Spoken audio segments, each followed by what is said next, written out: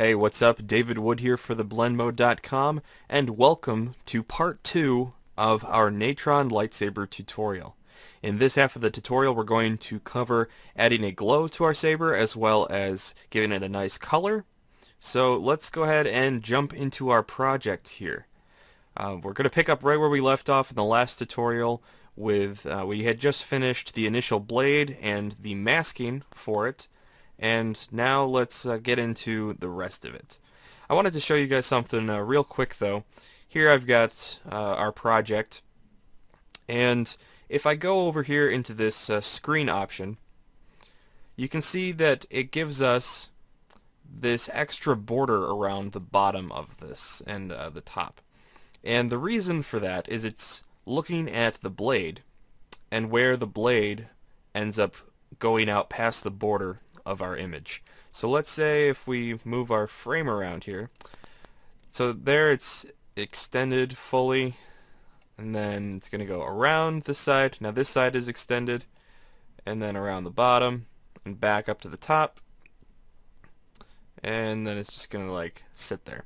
And the reason the bottom is still extended is because of our mask that we made so that we can mask out around my back, around my body, so that it doesn't show up in front of it.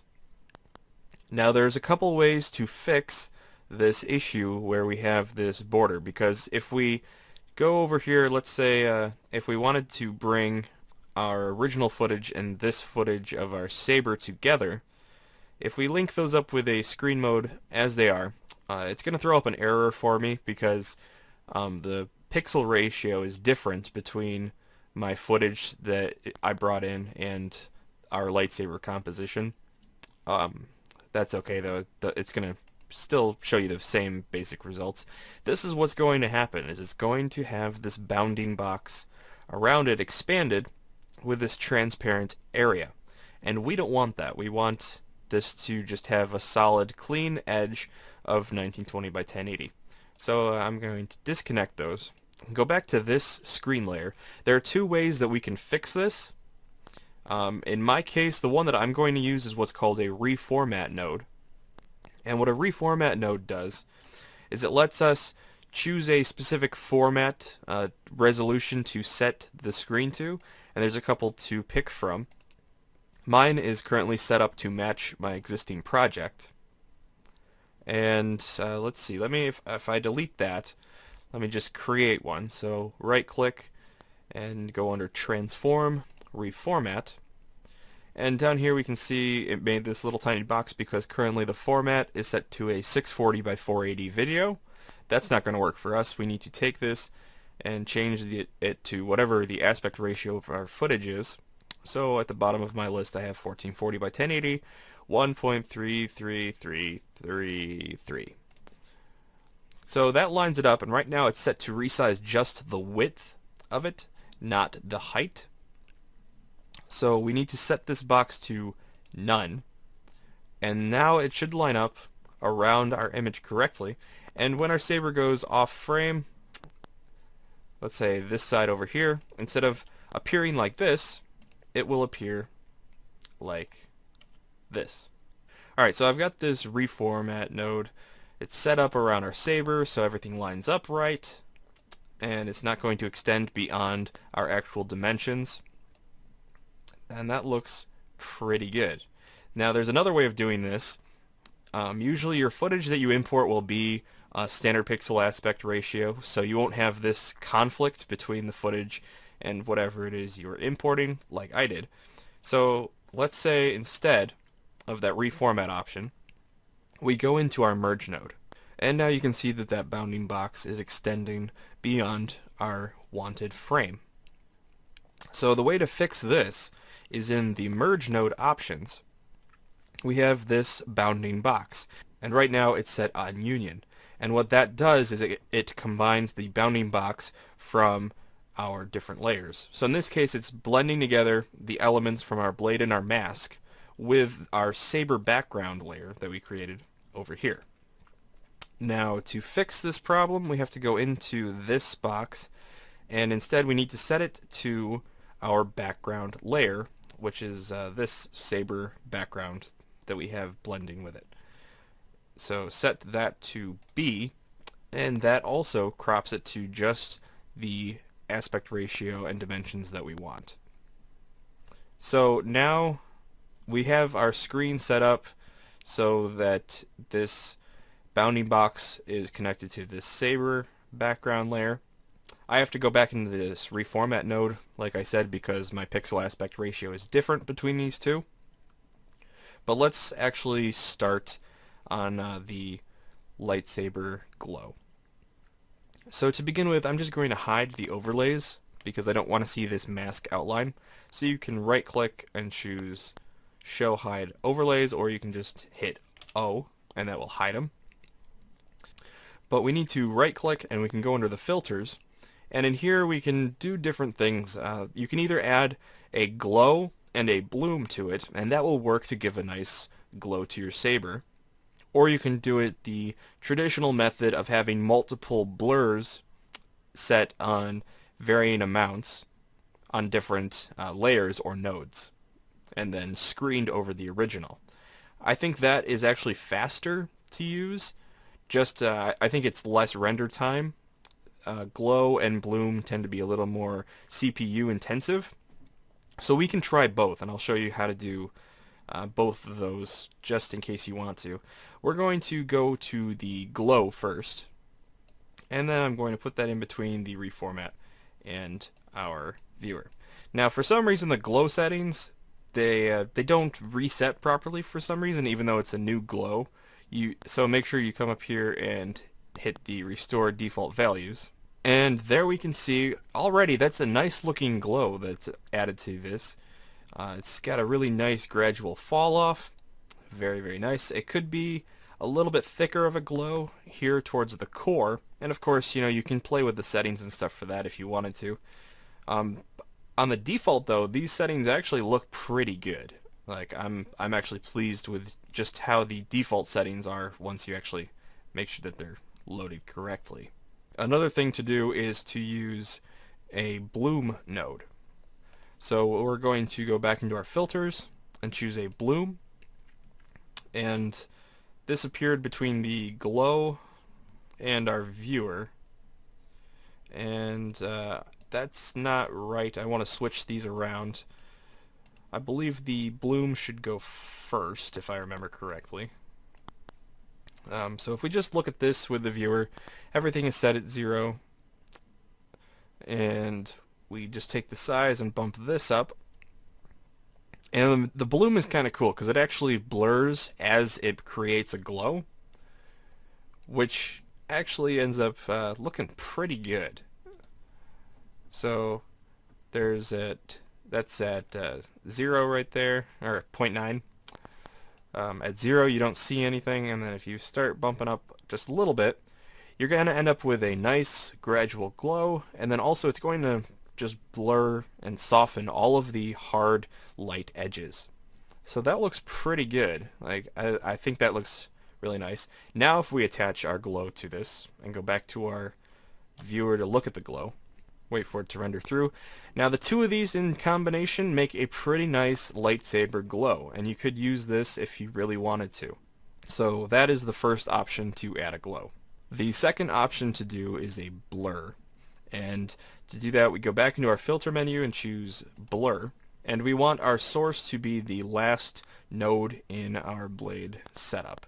So in this case it's going to be this reformat node, and I'm just going to change the view back over to the blur just so we can actually see what happens here. So if we take the size and let me zoom in here a little bit, if we increase the size of this, it's going to blur outward, and it does a funny thing here. It's actually set up to expand the, let's see, what is it called?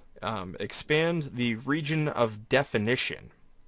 That's what this ROD is, and it does the same thing as what our layer mask was doing.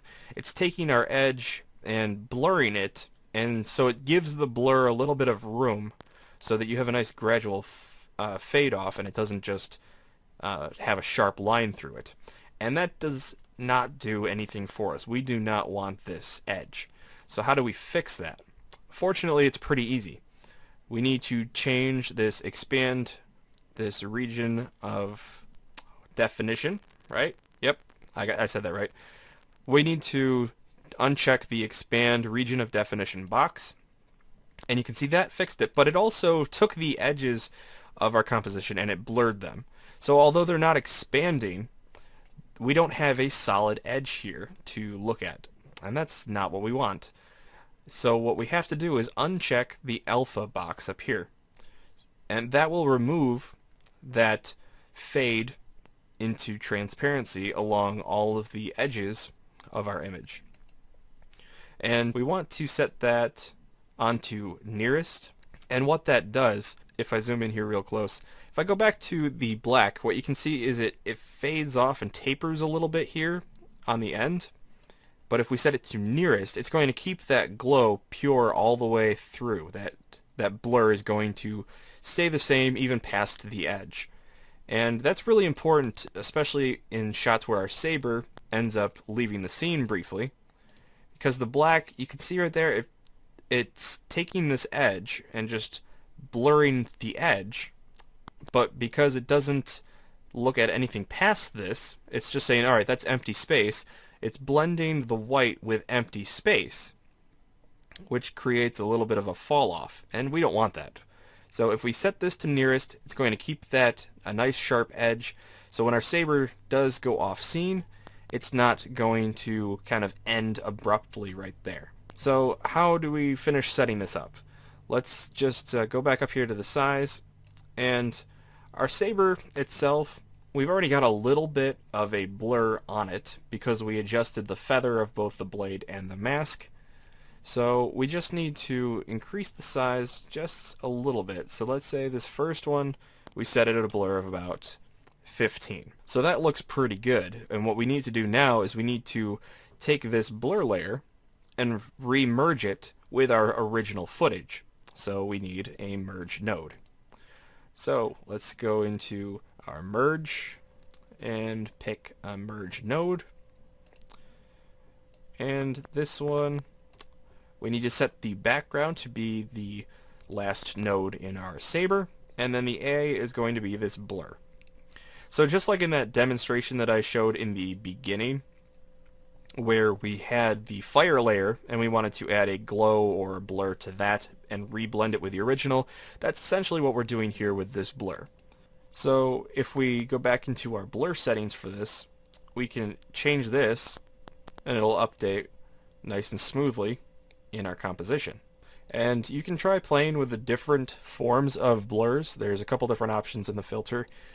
There's the traditional Gaussian blur, depending on how you want to say it. There's quasi-Gaussian, and I think this one actually, I think it's a little bit cleaner to look at.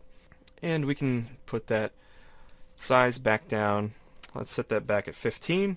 And now we need to do this again. And there's a couple options here. We can either make the blur, let's put another blur node in here. We can link the blur node up to the previous blur node. So it's going to blur an already blurred image. Or we can link it back to our source. And we can see how that looks. And of course, we can use the same screen mode for all of these, which is really nice. If we wanted to, we could make multiple screen nodes and we could line them up just to keep it cleaner. But for this example, will work just fine. So if we grab our A2, hook it up to this blur, and then this blur, let's say we want to give this one a blur of about, let's say 45. And again, make sure the region of definition is unchecked and the border condition is set on nearest. And now if we turn this blur node on and off, remember if you select a node and hit D, you can disable or enable it. Here's what it looked like before, and here is what it looks like after, with this node directly blurring the original blade and not the other blurred node. If we want to, we can always switch the source of that to the blurred one, and that'll give us a little bit of a different result. So if I switch between these, zoom in here a little bit, it's not a huge difference, but you can definitely see the difference between these two. And this is personal preference, is up to you. Let me switch this over to quasi and see how that looks. If I link to the original, we've got a nice smooth fall off, and if we link to the blur, that still looks pretty good.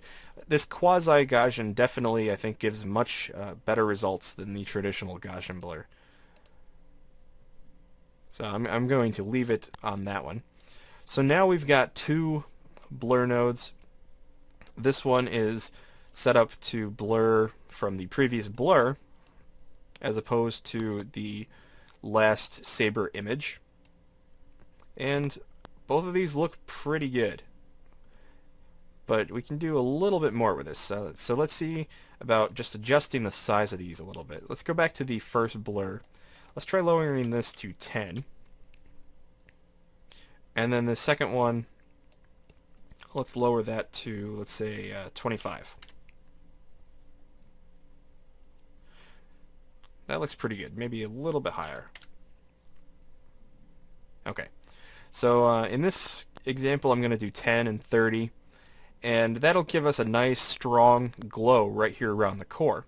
Now let's make another blur node, and we'll put it on this side, and we'll connect the source up here to the reformat again, and then grab this A3 from our screen and connect it over here, just like that. And this one, again, set it up so border condition is nearest. The filter is going to be the quasi. Uncheck the expand. This one, alright, so we've gone from 10 to 30. This one we're going to make about double this one. So we'll try 60 and see how that looks. And that might make it a little bit too bright, maybe. It depends. Like, that actually looks okay, and we can kind of turn it on and off to see just what we're doing. That actually looks pretty good. Like, I like that a lot. And if I just disable these other ones, there's what our glow is going to look like. And then turn these back on. I'm actually going to redo these a little bit more. I'm not, like, I like this edge that we've got, this kind of fall off edge, but it's also making our core a little too blurry for my taste. I like to keep it a bit cleaner on the edge. So if I go back into the second one, I'm going to set this back at 45, and then this first node here, I'm going to put that back at 15, and then I'm going to adjust the opacity of these. Now, in order to do that, there is an option called Mix, and what that does is it just allows you to mix the filter with the original input. So this first one here, if I just disable these other blurs for a minute so we can look at it. If I take this blur, it's set at 15, and I think that, you know, it looks pretty good, but it might be a little bit too bright. I can take this mix filter, and I can just lower this, and it acts like an opacity slider, and it will mix it back with the original image. So let's say I leave this at 100. Let's go to our second blur. This one might be a little bit over the top when we combine our third blur into this. So let me take this one, and I'm just going to grab our slider and lower it a little bit. Let's say I put it at 0.6. So that looks pretty good. And now if I add this third blur back in, that one might be a little bit bright as well. So I can again go into here, grab this mix. Let's say I put this one at 0.7. And that just gives you a little bit of control over how bright the lightsaber finally looks. So that actually looks pretty good. We've got 3 different blurs going on. I think in the original example that I had, I used 4, and I had them all connected to separate merge nodes together, which got pretty confusing real quick. Alright, so all 3 nodes are connected to the original source, which are then being merged into this node. And how about if I just organize this a little bit better? Let's see, what can I do to organize this? Just for the sake of time, I'm not going to show you exactly how I go about organizing all of these nodes together. That's a completely separate tutorial on its own. Just know that I used a connection series known as dots, and I believe that's talked more about in the beginner Natron tutorial, which I recommend you guys go check out. Alright, so that looks pretty good, and we've got them all on a single screen layer. So we need to connect this screen node of our footage. We need to connect that to the screen mode of our blur. So let's bring up our little hands and connect to that, and then go back to this composition. So now you can't see anything because that's a very white window. Let me just line these up a little bit more. That looks pretty good. And what do we need to do to fix this? First of all, let's find a frame where it's actually on screen. Let's go to this where it's kind of behind me. Okay, so this is where the benefit of doing the mask first on the blade before the glows comes in, because now our glow is actually going around my shirt sleeve here, and then if I move forward a little bit more, it's going to be going over the head like a lightsaber should be. If the glow was suddenly cut off because the saber blade went behind something, it would look really funny. But that looks really good. That looks pretty smooth. And I might add a little bit more glow to this. First, let me disable the overlay so we don't have to look at that, and we can just see the saber blade. Now, because it is such a light background, we are going to have to increase the glow amount so we can actually see the colors in this, because otherwise it just blends too well with the background. So we'll leave this scene up, and we'll go back into our blurs, and we lowered the mix amount on a couple of these layers. So let's go to the third one first. Let's bring that back up to 100%, and we'll go to the other one and bring this one up as well. Now that looks good, but we're also going to have to change these values a little bit because it's just it's not happening. We need more glow than that. So the second blur node I think is where we'll start. The first one, 15, still works fine. We're not going to mess with that. The second one, instead of going from 45, let's go with 60 on this one. And then we'll go into our third one with the blur of 60. And let's try doubling that up to 120. There we go. So this is a little bit of trial and error right here once you actually have it in your scene and making sure everything looks good. But that should be pretty good. I think that overall looks nice. Let's talk about adding color now. We've got all of our blurs together. It looks really good. First, let's just add a little bit of color correction to the original footage. So I'm going to make a little bit of room between the footage and our merge node. And I'm going to right click and go into the color. And in here it's a little bit harder to find the coloring options because they're named differently than you would expect from Photoshop, Premiere, GIMP, whatever you come from. In this one, we have a tool called Grade. That is essentially our levels. And I don't know why they call it grade exactly. But in order to... I do that a lot. But in order to use this, what you do is you have to adjust the red, green, and blue channels independently of each other. So you would need 3 of these nodes to actually get the desired effect.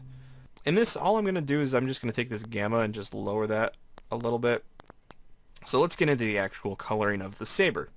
Now, in between these, we need to create a node. So if we right-click, go back into our color menu. Alright, like I said, nothing is labeled the exact same. It's a little bit different. There is an option called Color Correct, which is essentially your color balance tool. But you have to do it all individually for the red, green, and blue channel. So you would need 3 of those. And that's just a waste of time. So we'll get rid of that. Instead, we'll go into our color menu again, and we're going to choose this Color Lookup. And Color Lookup is your curves. It's pretty straightforward. You've got, your master curve, then you've got your red, green, and a blue channel. So let's start coloring this. What color do we want to do? Now, since I'm against a light blue background, a blue saber isn't going to look very good. It's not going to show up too well, which is actually the reason why they made Luke Skywalker's lightsaber green in Return of the Jedi, because it didn't show up on the blue screen when they were filming the fight scenes on Jabba's sail barge. So there's a nerd fact for you here on Revenge of the Fifth. But let's actually make this look pretty good. Let's go with a green saber.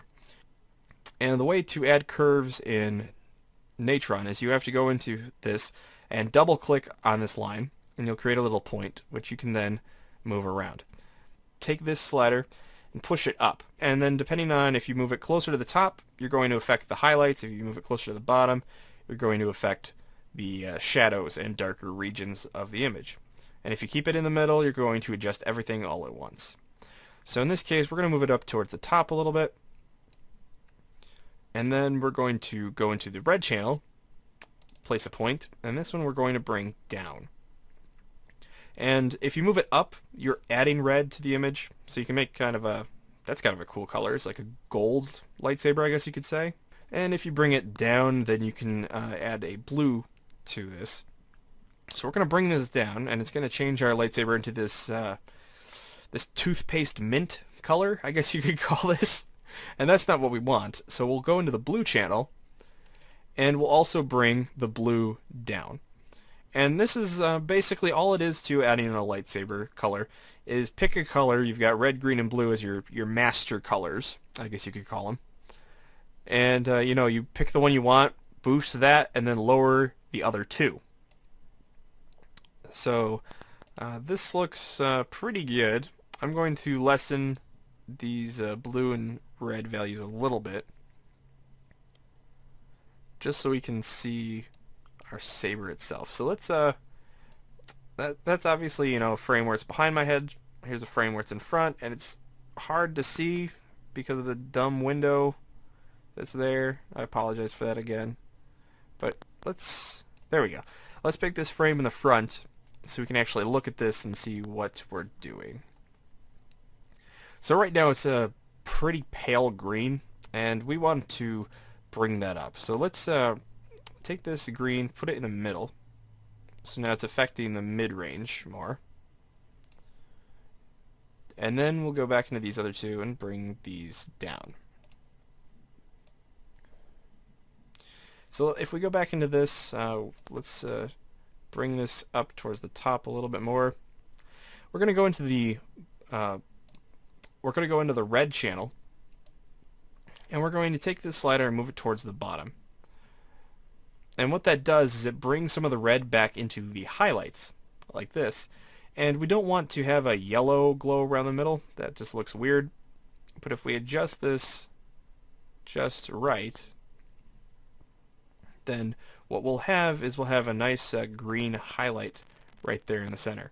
And the same with the blue. If we just move this towards the bottom, we can adjust it like that, and that looks like a pretty good color. On a black background, this is how this saber is actually going to end up looking, and that looks pretty good. And then let's just move through this frame like so. And this green actually looks really good. It's just the fact that my footage looks weird because it's not properly set up for color. But that's how you would do a basic green saber. And then if you want to do a blue one, you just reverse the thing. Go to the blues and bump that up, and then the greens and the reds, you just bring those down. Kind of like that. It's as simple as that. It's really easy to do. So that's the basics of the color, and you guys can go ahead and add whatever colors you want. There isn't any kind of user preset that I've found that I have seen for this so far, which is a shame because that would be really nice to have a preset for this. But in any case, it's pretty easy to do. and you can always copy this node and use it in other compositions if you want, so you always have this color. So that's it for the basic tutorial. I hope you guys enjoyed this. I hope you learned something. I really have fun with this one. I like the results quite a bit. And the only thing that I might do is I might add one more layer of blur to this, just because it does disappear pretty fast on this background.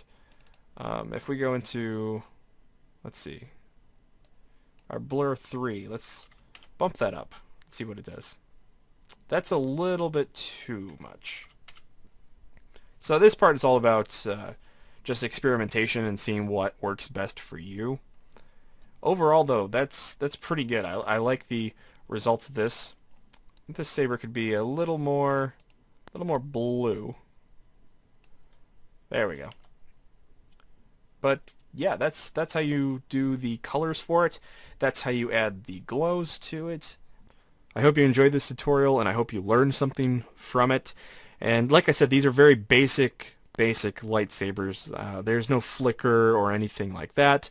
I might do a follow-up where I show you how to actually add a nice flickering glow to this. The trick with that is in, say, After Effects, you would use a layer with an adjustment on it, and then you would set up a wiggle expression to change the value. And Natron by itself does not have any sort of wiggle control or expression to write up. So I did a quick search for this, though, and I've actually found this on the forum, and it adds a wiggle function similar to After Effects, where you would put in two values, and one is the frequency and one is the intensity. And it looks pretty cool. I'm not going to get into that in this tutorial because I don't even know exactly how to use it. I'm not familiar with Natron's scripting setup, so I will probably do this in a follow-up tutorial. But there you go, basic lightsaber. Hope you guys enjoyed this. Thanks for watching. Enjoy your continued Star Wars Day here, May the 5th. Make sure to keep watch for any Sith Lords that might be in your vicinity. Wouldn't want you guys to die out there. Anyway, I hope you enjoyed this tutorial. I am David Wood for theblendmode.com, and I will see you guys next time.